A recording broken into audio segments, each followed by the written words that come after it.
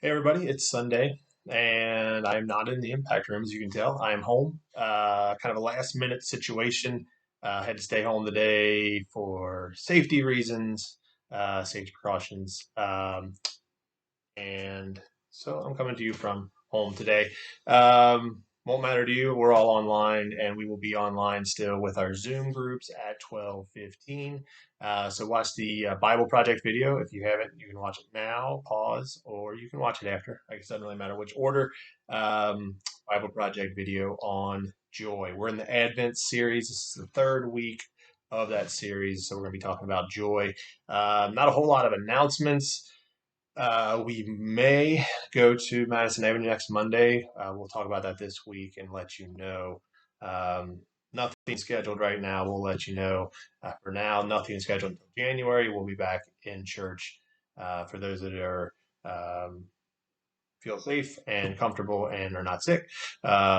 We are planning to be back in church starting in January. And again, we'll keep you updated on those things. So let's talk about joy. And it kind of ties in with hope because with the God of hope, it is possible to have joy in all circumstances. Kind of what we're talking about first, and then we'll get into the Bible Project video, which is pretty cool. Again, um, talk about circumstances where it's really hard to have joy, right? Um, because it's not always easy to do that. Something that maybe seemed very possible moved into something that seemed impossible because of the circumstances, right? If you think about it that way. A project or a team situation, a group thing where you maybe suddenly lose a person or two, and all of a sudden the circumstances change. You're like, how are we going to do this, right? So something that seemed possible now seems very difficult or impossible. It's kind of like that with joy. Sometimes when things are good, joy seems easy. We don't even have to think about it. It just comes. We're in a good mood. Things are going great. We're happy. We're joyful, right? But when you take away that good circumstance, joy turns into something that can be really difficult and even impossible sometimes. We're not always going to be joyful. So, first, going to look at something to make joy possible at all times, even when circumstances are bad. And then we'll get into a little bit specifics of the word study, joy from the Bible Project video. So the one verse is from Romans 15:13 today. Romans 15:13.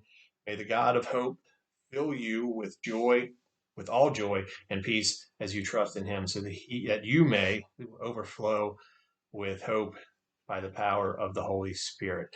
May the God of hope fill you with all joy and peace as you trust in him, so that you may overflow with hope by the power of the Holy Spirit. So that's a pretty cool image if you think about it. The image of God filling you with joy. It doesn't say may you have joy all the time. That's not going to happen. It doesn't say may God help you keep your joy. It says may God fill you with joy. There's going to be circumstances like we just talked about. You don't have any joy no matter how hard you try. Okay. There'll be situations in life that seem really dark and you can't imagine joy being possible. And there are going to be those times where that is going to be very, very difficult.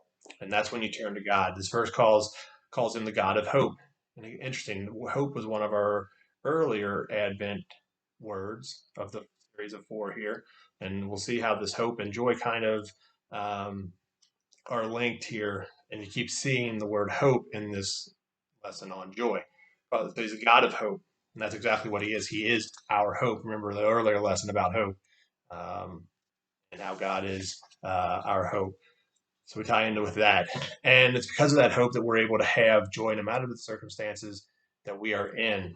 Because overflowing with hope, as that verse says, sounds pretty cool, right? Sounds like a pretty good deal. But joy seems like something that would just happen if you were overflowing with hope, right? I think I just said that wrong. Overflowing with hope sounds pretty good, and joy would seem pretty easy, like it would just happen naturally if you were overflowing with hope, right? So again, they're kind of connected. If you have that hope, you're more likely to have joy that goes along with that. Okay. So the hope that God provides a way for us to be filled with joy in any circumstance. Um, so, kind of tie in now that Bible Project video. Again, if you haven't seen it, you can go watch it right now or watch it at the end. Either way, it's only about it's another short one. These are all short videos on the Bible Project. Not trying to keep this one short because of that. Don't want to be watching, sit around and watch a whole long bunch of videos. So, um, joy, the word. We think of being in a good mood, right? Happy, cheerful, joyful, all kind of synonyms. Well, Hebrews and Greeks also had, as you've seen with these Bible Project videos, or anything that they have a bunch of different meanings, just like we do in English. A lot of different interpretations of that word, a lot of different uses of that word. Biblical joy, though, runs throughout the Bible. We see it all the time from the very beginning. Um, God created the world. The world is good. The very first page of the Bible. So it was a source of joy. And there's so many verses as you can go throughout the Old Testament into the New Testament. A flock, a growing flock for a farmer, a good harvest, wine, a good wine made them joyful. A wedding would make people joyful. Children would make people joyful. The smell of perfume, friendship. Okay, all these things are sources of joy. You think about it, some real simple things make us pretty happy sometimes, right? Um, so, but things are not always joyful, right? The world is corrupt. We're sinful. So we're not always joyful. It is an attitude that God's people adopt, and they say this in a couple different ways, a couple different times. I like the way they put it. It's an attitude God's people adopt not because of the circumstance, but because of the hope of God's love and promise. Okay, we had a lesson about joy in another series a while back, and we talked about like being happy is kind of momentary. Oh, that made me happy. That made me laugh. Joy is more of a permanent attitude or something that we carry with us all the time or more often. It's hard to be joyful all the time. There are going to be some really bad circumstances that it's going to be difficult. But again, it's an attitude that God's people adopt, not because of the circumstances, because of the hope that God gives us his love and his promise to us. The Israelites were in the middle of the desert after being led to freedom from Moses. They were in slavery first, and then they were led to the middle of the desert by Moses. And the first thing they did was rejoice, joyful,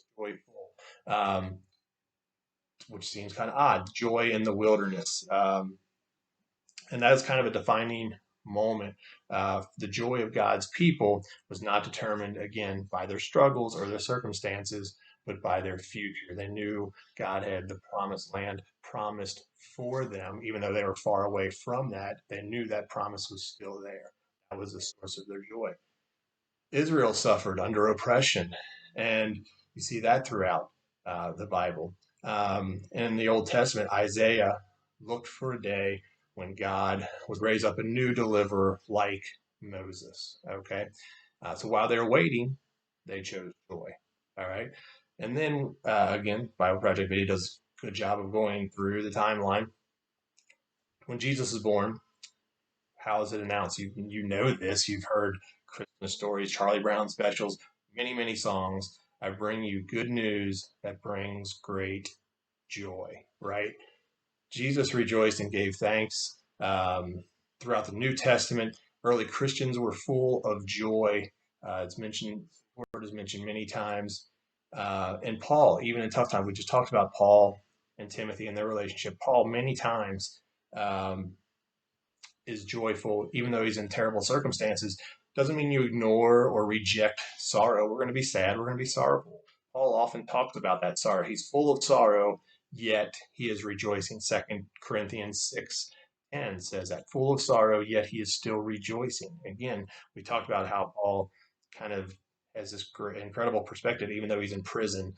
Many times he's writing these letters and all that he's been through and all that he's suffered. Full of sorrow, yet he is rejoicing. Um, he, along with others, trust Jesus that his loss would not be the final, Paul's loss would not be the final word, the final say so, his circumstances. And again, Christian joy is another way they put it, is a profound decision of faith and hope in the power of Jesus' life and his love. And again, God's promise to us in the future that he holds for us.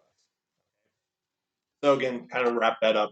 Um, it would be nice if things were great all the time, and we all know they're not, right? It's not going to happen that way. It's just the way life is. And as Christians, we also know that we can have joy no matter what, no matter how hard things get, how bad things get, how bad they look All right.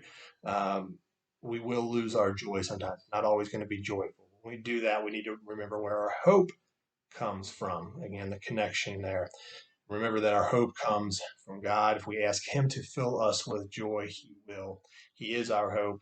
And no matter how dark things get, how bad they look, He will be there to light us up, light the situation up with joy. Okay.